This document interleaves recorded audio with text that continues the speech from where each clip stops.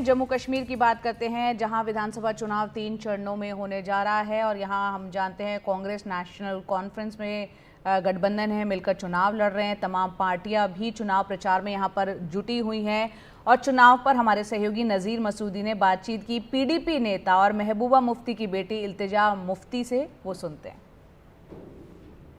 PDP president Mehbooba Mufti ने यह फैसला किया है कि वो जम्मू कश्मीर में असेंबली इलेक्शन तब तक नहीं लड़ेगी जब तक ये एक यूनियन टेरिटरी रहेगी और जम्मू कश्मीर का जो विशेष दर्जा 370 के साथ था वो बहाल नहीं किया जाएगा। लेकिन उनकी बेटी इल्तिजा मुफ्ती ये इलेक्शन लड़ रही हैं। मेरे साथ है इल्तिजा मुफ्ती। इल्तिजा जी, पहला इलेक्शन और वो भी बिजबहारा से, जहां आपके ग्रैंडफादर मुफ्ती साहब ने लड़ा, आपकी माँ महबूबा जी ने लड़ा और आज आप भी लड़ रहे हैं जी। कुछ कहेंगे कि देखिए खानदानी राज है, क्या ज़मीन पे जब आप लोगों से मिलते हैं क्या ये बैगेज है या ये एडवांटेज है? मैं आपको एक बात सच बताऊं, क्योंकि जब आर्टिकल 370 हटा, मैं बहुत मीडिया में आई तो उसकी वजह से मेरा अपना एक इमेज बन गया लोगों में। तो जब मैं उनके बीच में जाती भी हूं तो प्यार मिलता है, क्योंकि मैं मुफ्ती साहब की नवासी हूं।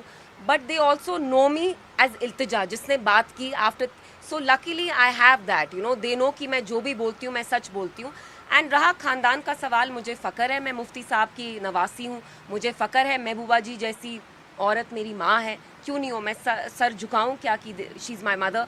और ये लोगों तक है, अगर वो मुझे एक्सेप्ट करेंगे रिजेक्ट करेंगे, ये जमहूरियत है, लोगों तक छोड़ देते हैं। हमें क्यों इतना खानदानी करना है। जब ये चिराग राव है ना उनका नाम, चिराग पासवान है, वो डायनास नहीं है। जब आपके एलाय हैं, आपके साथ बैठे हैं तो आपको प्रॉब्लम नहीं है। तब आप डायनास नहीं थे जब आपका तो आप ये जी या एनसी के लोग जब मिनिस्टर थे उनके कैबिनेट में वाजपेयी जी के, तब तो डायनास नहीं थे। अब हम सारे डायनास बन गए। तो दीज आर क्वेश्चंस जो आपको बीजेपी से पूछने चाहिए। अच्छा, जब आप कैंपेनिंग करते हैं, दो चीज़ें आप मैंने देखा कैंपेनिंग के दौरान।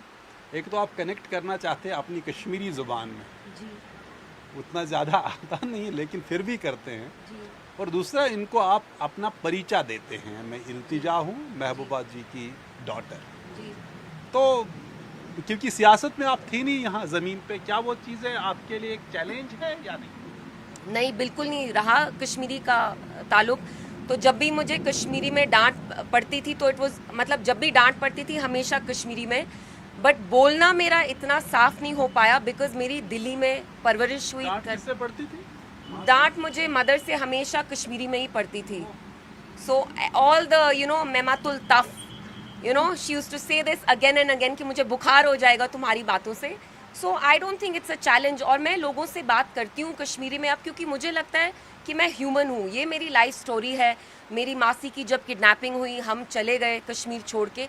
This is my life experience. मुझे मौका नहीं मिला कश्मीरी वैसे सीखने का, तो आई एक्सेप्ट इट। अगर कोई नुक्स है, कोई कमी है, वो भी मैं पूरी करूंगी। तो मुझे अच्छा लगता है जब मैं उन्हें कश्मीरी में कहती हूँ, मैं कर्ज दौय खर, मेरे लिए दुआ करिए। आप वोट भी मांगते हैं, दुआएं भी मांगती है, दो चीजें। क्योंकि मैंने देखा है, मैं एक सियासी फैमिली से हूँ, मैंने देखा है कि अगर आप पावर अटेन भी करते हैं तो उससे सुकून नहीं आता।